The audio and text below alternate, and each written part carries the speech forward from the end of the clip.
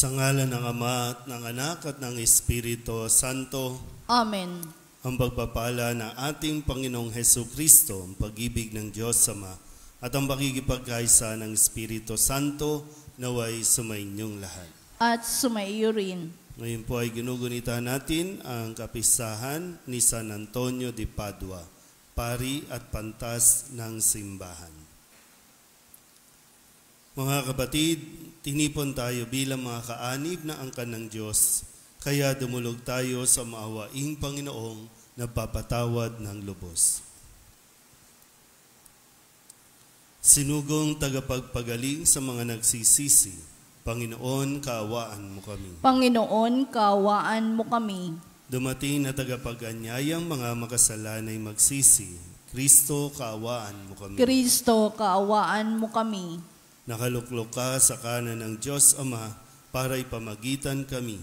Panginoon, kaawaan mo kami. Panginoon, kaawaan mo kami. Kaawaan tayo na makapangyarihang Diyos, patawarin tayo sa ating mga kasalanan at patnubayan tayo sa buhay na walang hanggan. Amen. Manalangin tayo. Ama naming makapangyarihan, ibinigay sa iyong sambayanan si San Antonio bilang mahusay na tagapangaral at tagapanalangin para sa mga pangangailangan. Sa pagtulong niyang masundan namin ang ulirang pamumuhay, madama nawa namin ang iyong saklolo sa kagipitan sa pamamagitan ni Jesucristo kasama ng Espiritu Santo magpasawalang hanggan. Amen. Umupo ang lahat.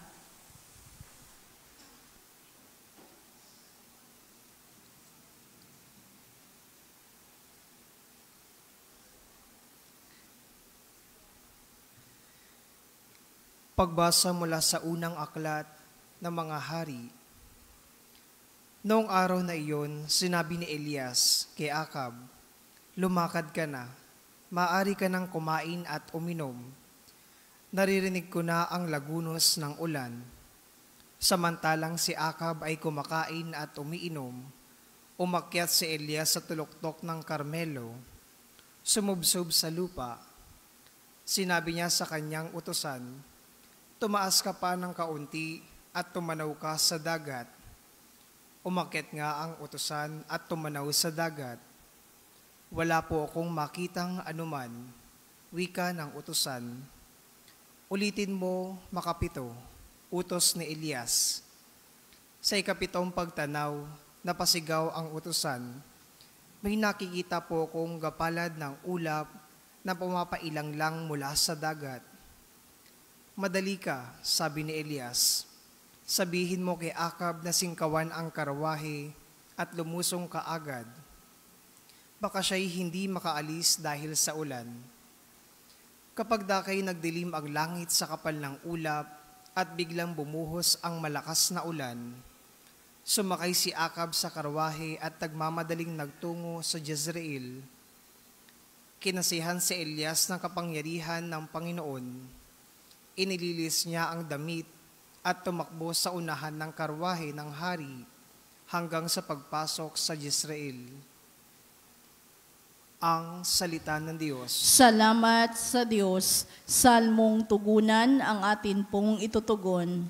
O Diyos, dapat kang awitan, sa Sion ay papurihan, tayo pong lahat. O Diyos, dapat kang awitan, sa Sion ay papurihan. Umuulan sa lupain, ganito mo kinalinga. Umuunlad ang lupait, tumataba yaong lupa. Patuloy na umaagos ang bigay mong mga batis. Sa halamang nasa lupa ay ito ang dumidilig. Ganito ang ginawa mo na hindi mo ikinait. Tugon. O Diyos, dapat kang awitan, sa Sion ay papurihan. Sa binungkal na bukirin, ang ulan ay masagana. Ang bukirin ay matubig at palaging basang-basa. Sa banayad na tag-ulan ay lumambot yaong lupa, kaya naman pati tanim ay malago at sariwa. Tugon.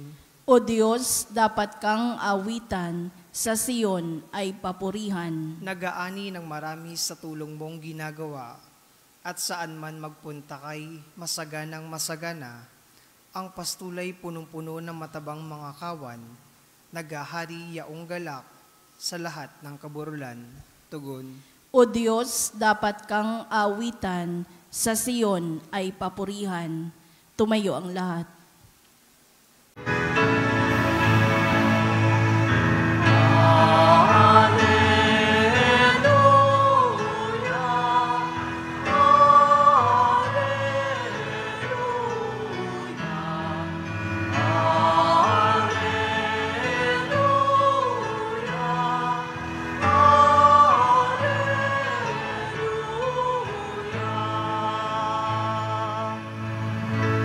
Sa daigdig ay laganap, liwanag na sumisikat, salitang buhay ng lahat.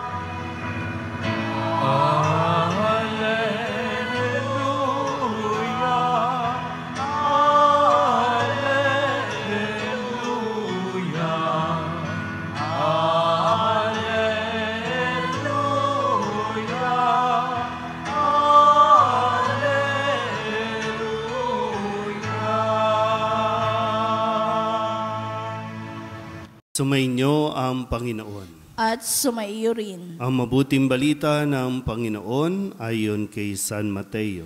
Papuri sa iyo, Panginoon. Noong panahong iyon, sinabi ni Jesus sa kanyang mga alagad, "Sinasabi ko sa inyo, kung ang pagsunod ninyo sa kalooban ng Diyos ay tulad lamang ng pagsunod ng mga iskriba at mga pariseyo, hindi kayo makapapasok sa kaharian ng Diyos. Narinig ninyo na noong unay, iniutos sa mga tao, huwag kang papatay. Ang sinumang makamatay ay mananagot sa hukuman. Ngunit ngayon sinasabi ko sa inyo, ang mapuot sa kanyang kapatid ay mananagot sa hukuman. Ang humamak sa kanyang kapatid ay mananagot sa Sanhedrin. At sino mang magsabi sa kanyang kapatid, ulol ka, ay mapapasaapoy ng impyerno. Kaya't kung naghahandog ka sa Diyos at maalala mo na may sama ng loob sa iyo ang kapatid mo, iwan mo muna ang iyong handog sa harap ng dambana at makipagkasundo ka sa Kanya. Saka ka magbalik at maghandog sa Diyos. Kung may magsakdal laban sa iyo sa hukuman, makipag-ayos ka sa Kanya habang may panahon bago Kanya iharap sa hukom. At kung hindi, ibibigay Kanya sa hukom na magbibigay naman sa iyo sa tanod, at ikaw ay mabibilanggo. Sinasabi ko sa iyo, hindi ka makalalabas doon hanggat hindi mo nababayaran ang kahuli-hulihang kusig. Ang mabuting balita ng Panginoon. Pinupuri ka namin, Panginoong Jesucristo. Umupo ang lahat. Isang magandang umaga po sa inyong lahat. Atin pong ginugunita ang kapistahan ni San Antonio de Padua. Kahapon, tayo po ay pinaalalahanan ni Jesus na naparito siya hindi para baguhin ang mga kautusan, kundi upang ito ay mas ipaliwanag at isabuhay upang mas maintindihan ng mga tao ang kahulugan ng kautusan na ipinagkaloob ng Diyos. Ang isa sa mga kautusan na dapat natin mapagnilayan na binabanggit sa araw na ito ay ang utos na huwag kang papatay. Bakit ba tayo umaabot sa pagpatay? Pag sinabing pagpatay, ay kinikitil natin ang buhay ng isang tao. Ang Diyos ang nagbigay ng buhay, kaya ang Diyos ang may karapatan sa bawat buhay ng bawat isa sa atin. Anuman ang estado natin sa buhay. Kasi nung nakaraang mga taon, mayroon tayong tinatawag na kapag sinasabi natin na wala naman siyang karapatan ng mabuhay, no? Lalo na yung mga involved sa droga, wala silang karapatang mabuhay. Kaya maraming napatay laban doon sa war on drugs na tinatawag natin. At magpasa hanggang ngayon, marami pa rin ang pinapatay. O bakit tayo umaabot sa pagpatay? Kasi ito yung gustong ipaunawa muna sa atin ni Jesus. Naroroon ang utos na huwag kang papatay. Pero bago umabot doon, ay kailangan muna nating tingnan, suriin yung atin pong damdamin. Kasi hindi lang pwedeng basta kung ano yung tama. Dahil hindi lahat ng tama ay mabuti. Kaya nga magkaugnay dapat, no? Kailangan natin malaman, gamit ang ating isipan, ang ating utak, ano ang utos ng Diyos.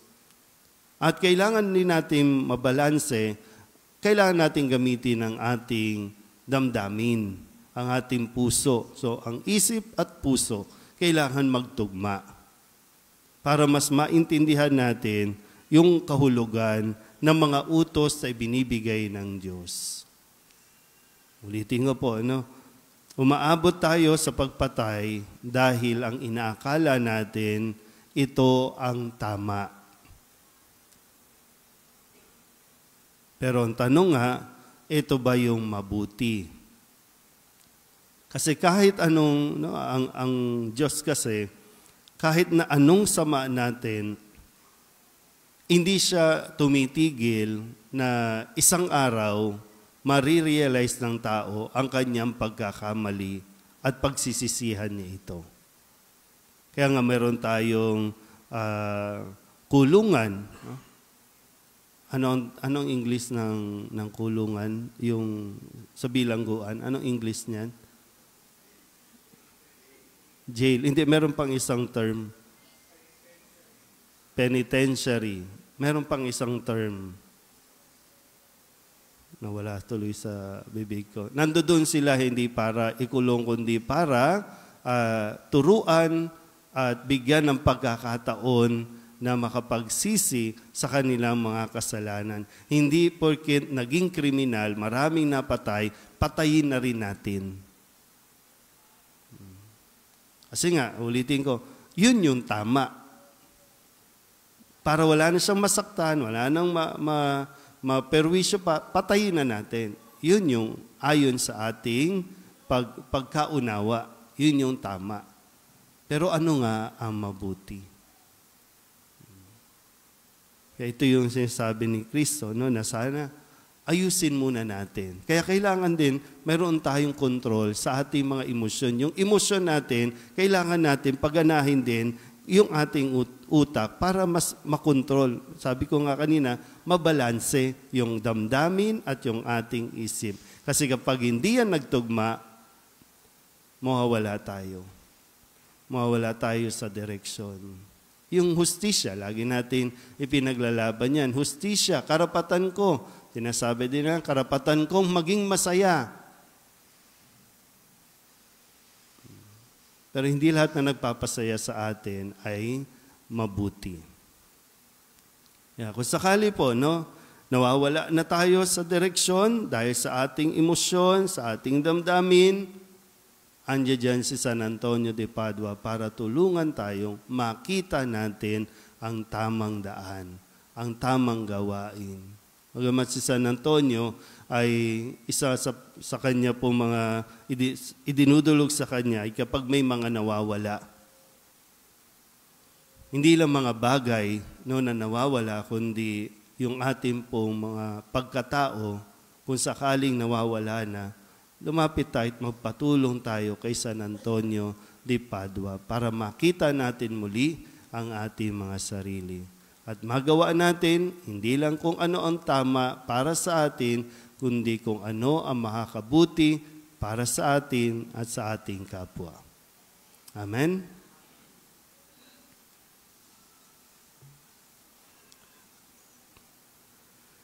Manalangin tayo sa Diyos upang makapaghatid sa sanlibutan ng kaligayahan ng pakikipagkasundo tayong mga nakaranas ng Kanyang pagpapatawad. Ang ating pong itutugon, Panginoon, dinggin mo ang aming panalangin. Panginoon, dinggin mo ang aming panalangin.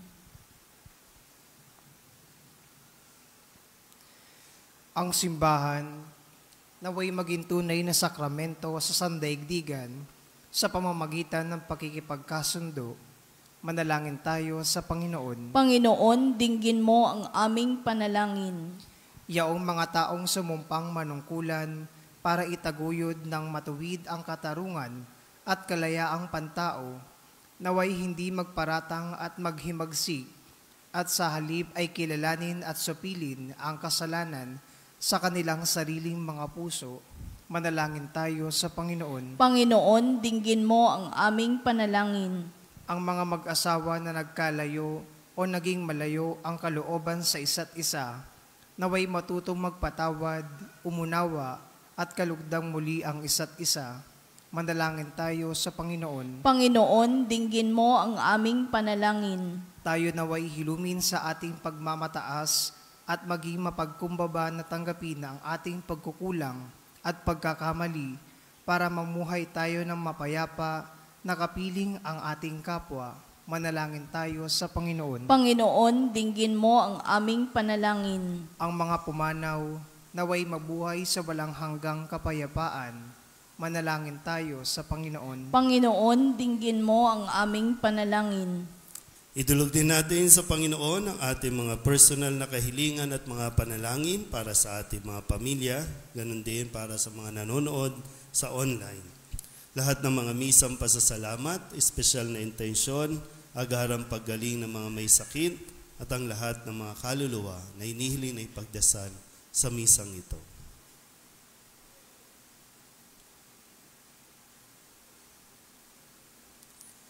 Ang lahat ng ito inihiling namin sa ngalan ni Kristong aming Panginoon. Amen. Umupo ang lahat.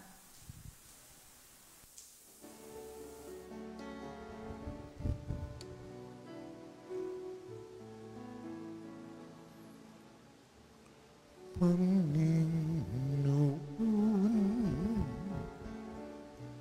aming alay, itong alak at tinapay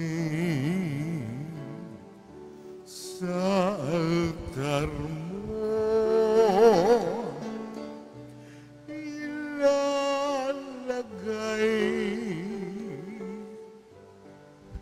Tanggapin sa iyong kamay.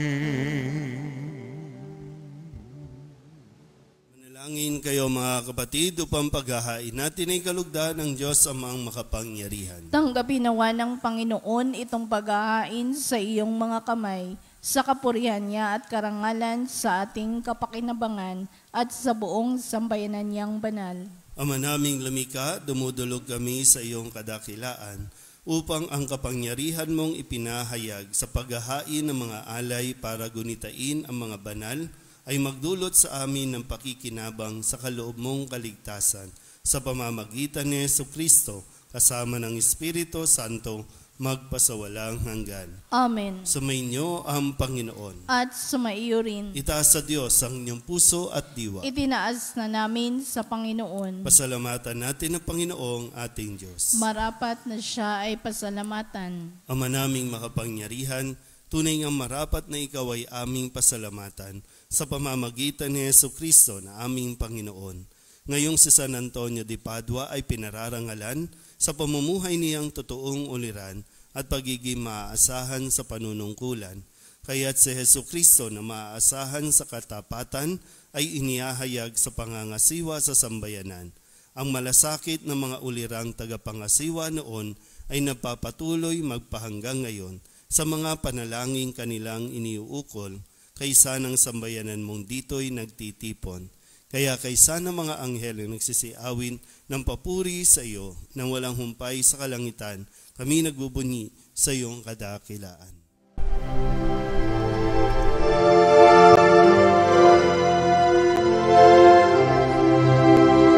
Santo, Santo, Santo, Panginoong Diyos makapangyarihan, napupuno ang langit at lupa ng kalwalhatian mo. Hosana sa kaitaasan, pinagpalang na paririto sa ngalan ng Panginoon. Hosana sa kaitaasan.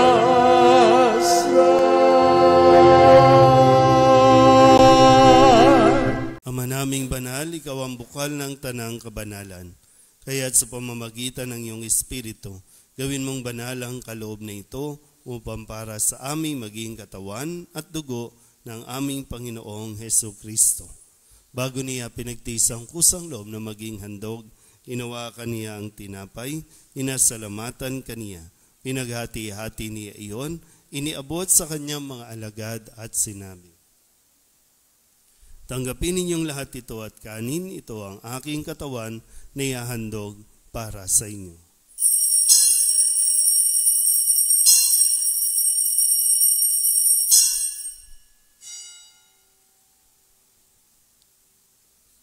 Gayun din naman nang matapos ang hapunan, hinawakan niya ang kalis, muli kaniyang pinasalamatan. Iniabot niya ang kalis sa kanyang mga alagad at sinabi, tanggapin ninyong lahat ito at inumin. Ito ang kalis ng aking dugo, ng bago at walang hanggang tipan. Ang aking dugo na ibubuhos para sa inyo at para sa lahat sa ikapagpapatawad ng mga kasalanan. Gawin ninyo ito sa pag-alaala sa akin.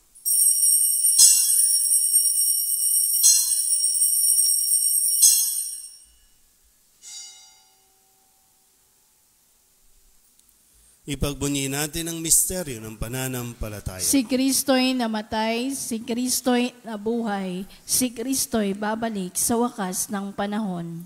Ama, ginagawa namin ngayon ang pag-alaala sa pagkamatay at muling pagkabuhay ng iyong anak, kaya tiniaalay namin sa iyo ang tinapay na nagbibigay buhay at ang kalis na nagkakaloob ng kaligtasan. Kami napapasalamat dahil kami iyong minarapat na tumayo sa harap mo para maglingkod sa iyo. Isinasamo namin kami magsasalo-salo sa katawan at dugo ni Kristo ay mabuklod sa pagkakaisa sa pamamagitan ng Espiritu Santo. Ama, lingapin mo ang iyong simbahang laganap sa buong daigdig. Puspusin mo kami sa pag-ibig kaysa ni Leon na aming Papa at ni Jose na aming Obispo at ng Tanang Kaparian. Alalahanin mo rin ang mga kapatid namin na himlay na may pag-asang sila'y muling mabubuhay, gayon din ang lahat ng mga pumanaw. Kawaan mo sila at patuloyin sa iyong kaliwanagan. Kawaan mo at pagindapating kaming lahat na makasalo sa iyong buhay na walang wakas. Kaysa ng mahal na Birhen Maria na ina ng Diyos, ng kabiyak ng puso niyang si San Jose, kaysa ng mga apostol at ng lahat ng mga banal na namuhay dito sa daigdig ng kalugod-lugod sa iyo, may pagdiwang nawa namin ang papupuri sa ikararangal mo sa pamamagitan ng iyong anak na aming Panginoong Hesukristo. Sa pamamagitan ni Kristo, kasama niya at sa Kanya, ang lahat ng parangal at papuri ay sa iyo, Diyos amang makapangyarihan, kasama ng Espiritu Santo, magpasawalang hanggan. Amen.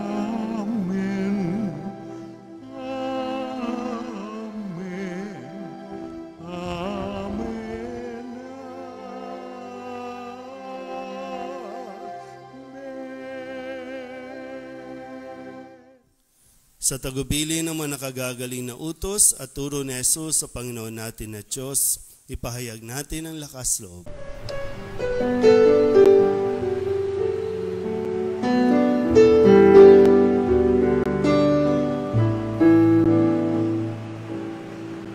Ama namin, sumasalangit ka, sambahin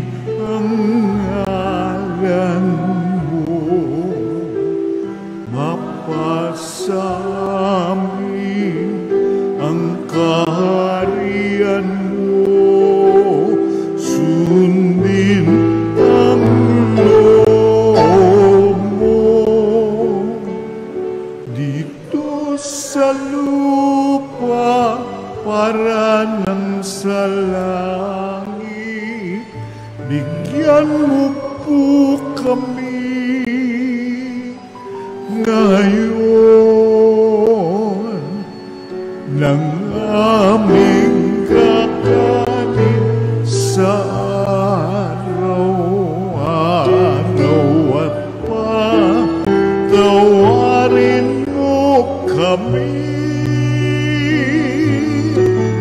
sa aming mga sala para ng pagpapatawan namin sa nagkakasala sa amin. At huwag mo kaming ipagdulot sa tukso at yadya mo kami sa lahat ng masama.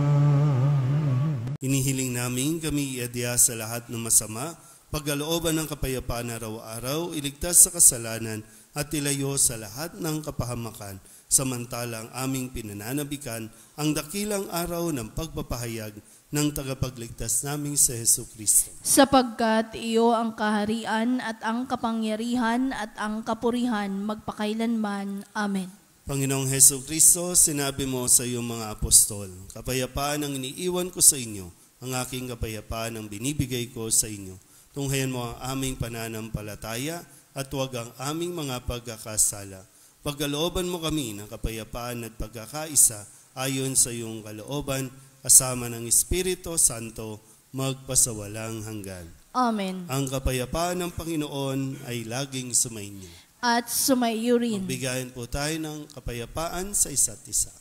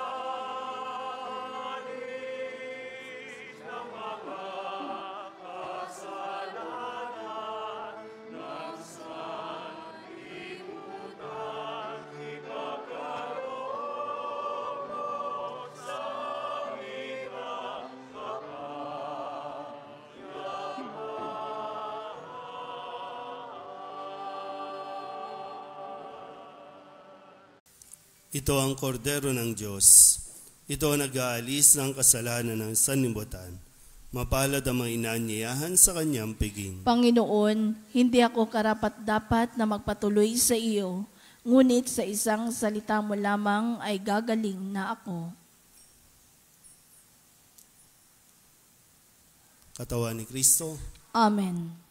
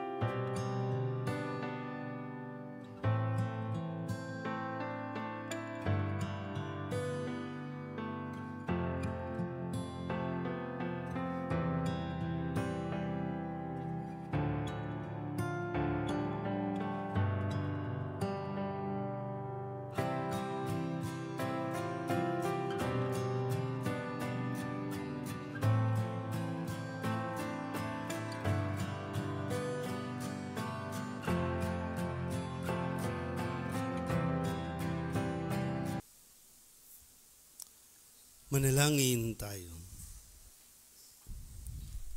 Ama naming mapagmahal, ang tinanggap naming banal na pakikinabang ay maghanda nawa para sa aming pagkakamit ng kaligayahan na idinulot kay San Antonio de Padua ng iyong paglingap na maaasahan sa pamamagitan ni Jesucristo kasama ng Espiritu Santo magpasawalang hanggan. Amen.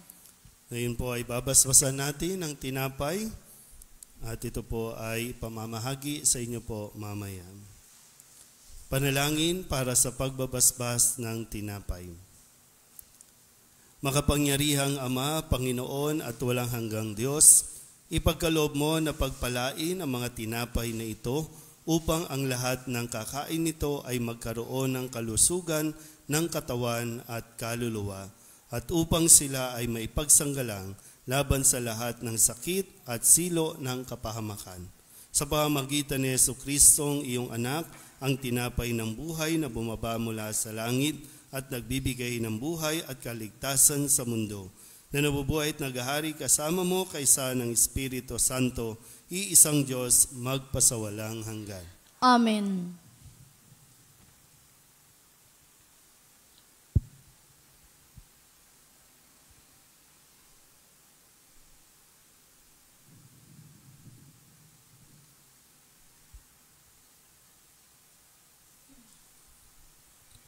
Sumainyo ang Panginoon At sumaiyo rin. at pagpalain kayo ng makapangyarihang Diyos, Ama at Anak at Espiritu Santo. Amen. Tapos ang banal na misa, humayo tayo sa kapayapaan ni Kristo. Salamat sa Diyos. Kuha na lang po kayo, i-assist na lang ng tinapay po bago po kayo umuwi.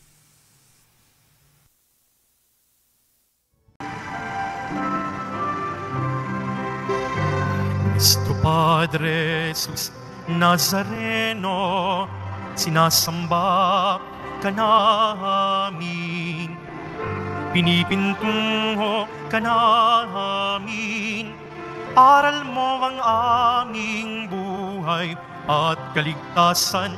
Nuestro Padre Jesus Nazareno, iligtas mo kami sa kasalanan. Ang krus mong kinamatayan ay sagisag ng aming kaligtasan. Nuestro Padre Jesus Nazareno, dinarangal ka na amin. Nuestro Padre Jesus Nazareno, nilulwalhati ka namin. Nuestro Padre Jesus Nazareno, dinarangal ka na amin. Nuestro Padre Jesus Nazareno, nilulwalhati ka namin.